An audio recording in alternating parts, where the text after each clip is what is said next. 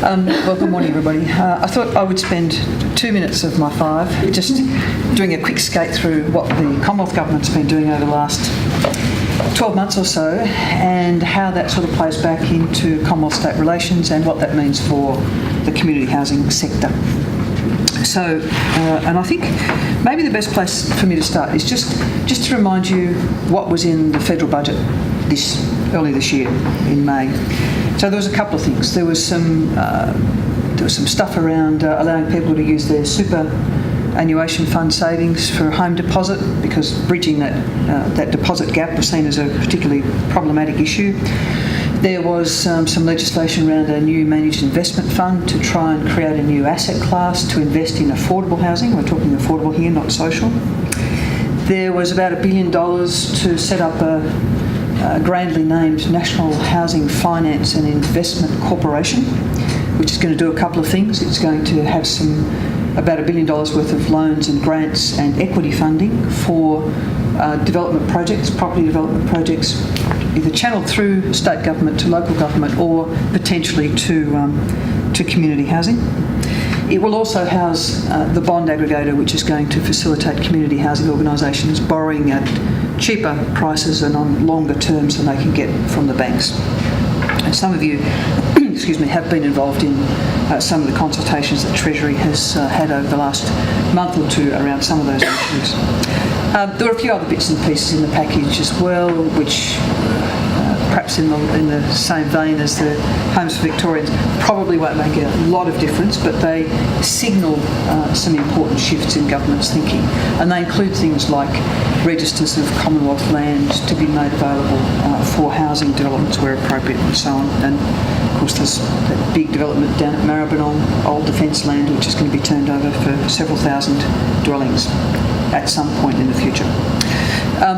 So that was the budget. So hold that in one part of your head. Think about the National Housing and Homelessness Agreement, which will replace the existing NAHA. And negotiations have been underway since probably about April this year on that, between the Commonwealth and the states. And they, what's a nice verb here? I was going to say founded, but maybe that's a little strong. It's been quite a fraught engagement this time around between the Commonwealth and the state and territory governments on a couple of points. And the major one is the Commonwealth basically signalling fairly strongly to the states that states are responsible for housing affordability broadly, not just partly responsible for provision of social housing.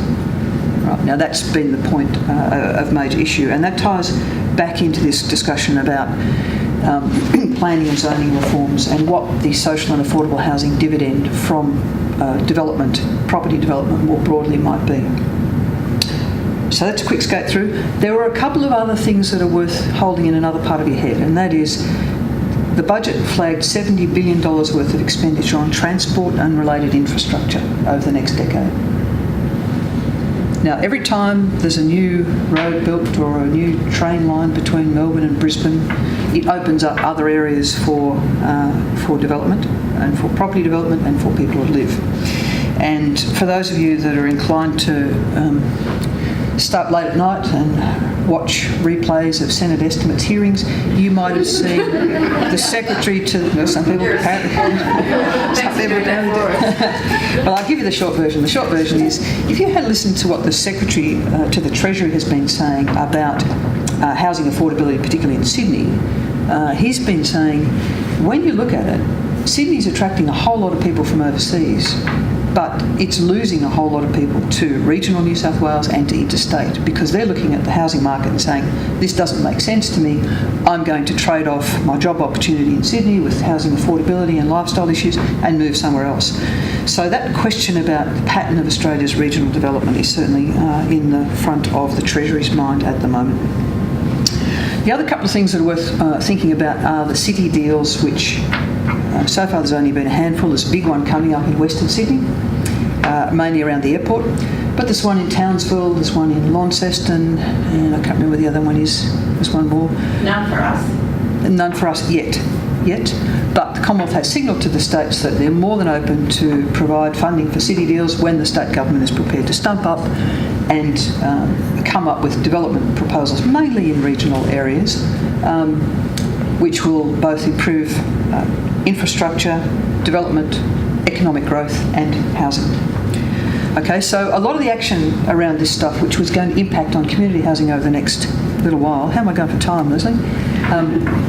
Actually isn't, you won't find it in the budget papers under housing, right? But you'll find it elsewhere. So there's significant investment going on which will offer us significant opportunities. The question is, how well equipped is this sector to take up those opportunities, okay? And that's where you get back to the things like CHIA's industry development strategy, but also what other supports this sector needs to have in place to make the most of those opportunities. One of the things that's really important here is how much bipartisan support there is for social and affordable housing policies going forward, because one of the things that really makes it hard for you guys to plan and make investment in your staff, in development projects, in your own organisational capability, is not really being able to say, well, what's going to be the story in 5 or 10 years' time? If you had some certainty around that, you make those investments, fair enough. But at the moment, you know, governments, state and federal, tend to be a bit either flip-flopping or perhaps even worse, very unclear about what their proposals are long-term for social and affordable housing. So, excuse me. So that's where a lot of CHIA's focus has been, to try and sort of set things up, working with both sides of government, opposition and government, to try and get some consistency in approach. And it's worth noting on the National Housing and Homelessness Agreement that both the opposition and the coalition government are in favour of increased accountability for states for the funds that they get, are equally clear that they're not going to return to the old Commonwealth State Housing Agreement where the Commonwealth made a substantial injection of funds. So my question to you, I suppose, in thinking about where you position your organisation and your part of the sector is, what sort of a future do you want?